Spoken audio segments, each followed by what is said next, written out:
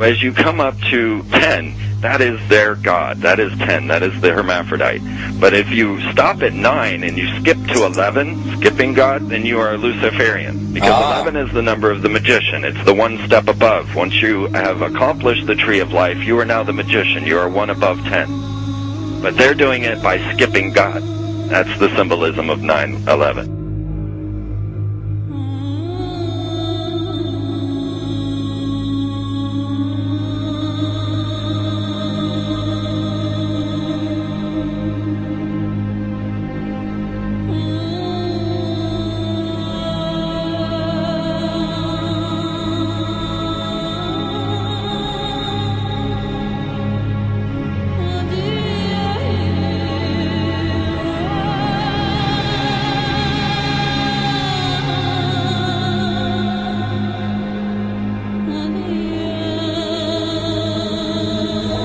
It is a big idea, a new world order.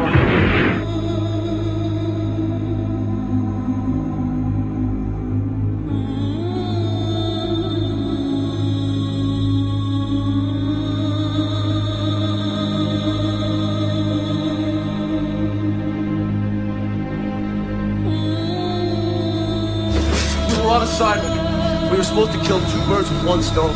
In Fight Club, Project Mayhem destroys a giant bronze spherical sculpture.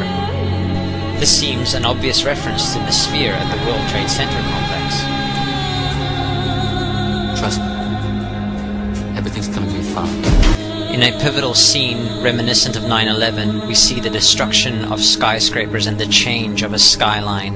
Second anniversary of the 9/11 attack on the World Trade Center, George Bush asked for an $87 billion increase in military spending.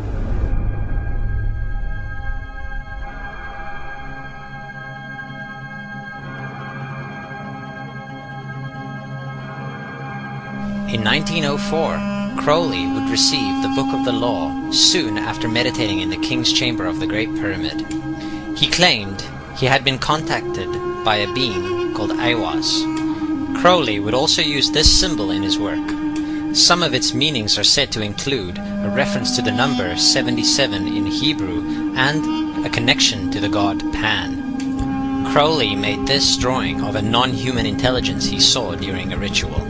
Synchronous 23 has made the connection between Aiwass and the Wizard of Oz, and has further pointed out the similarities between Crowley's grey alien-like drawing and the depiction of the projection of the Wizard of Oz in the film version.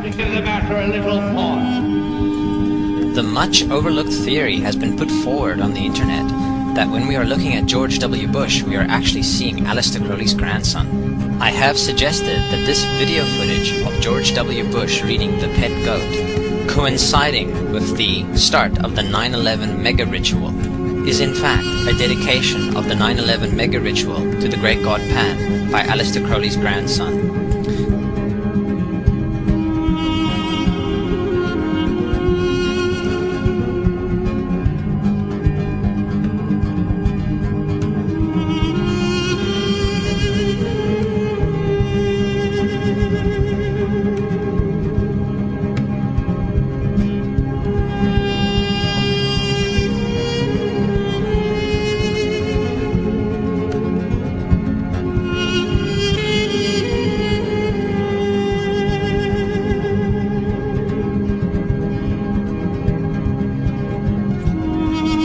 Things get a little weird. This is the 1978 version of The Wizard of Oz, The Wiz. Again, we see the Emerald City connected to New York. On arriving at the end of the Yellow Brick Road, Dorothy and her companions go through the circular portal. Through the door, we see 3 pyramids. Behind the pyramid shape, in between the pyramid pillars of the World Trade Center, we see the sphere, the representation of the Kaaba.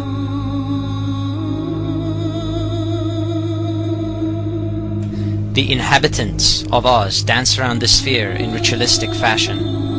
Fashioned in giant letters over the dome of the sphere, we see the word Oz. Oz, symbols of Pan and Aiwass, seen smack at the heart where the new Aeon was ushered in. and where the Stargate was opened.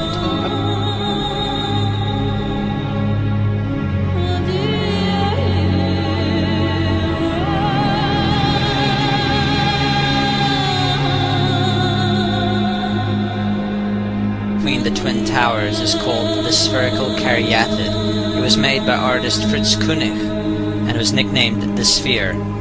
We see that Koenig made this thing in Bavaria, the same place where the Illuminati was founded.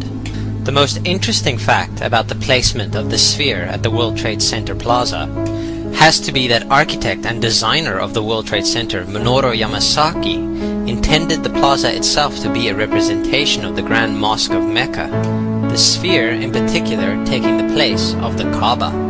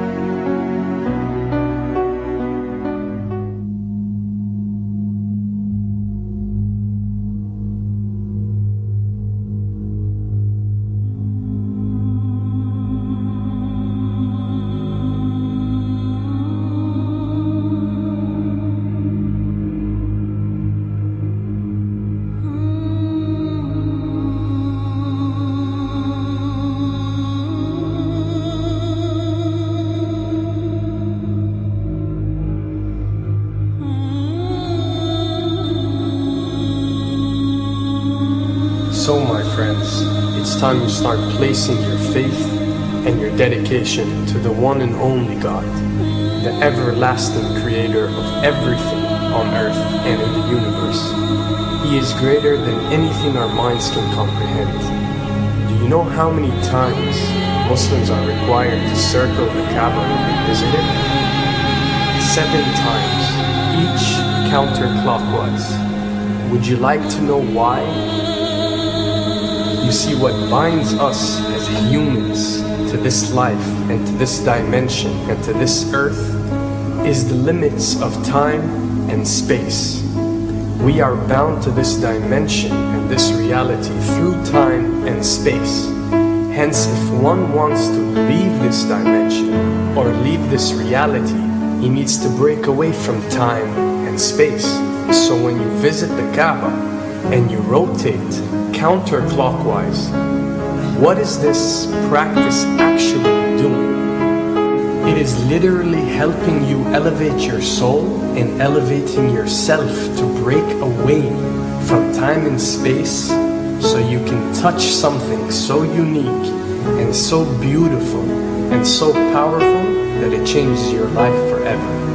And if you don't believe me, ask anyone who has visited the Kaaba how he or she felt or how their lives have changed ever since.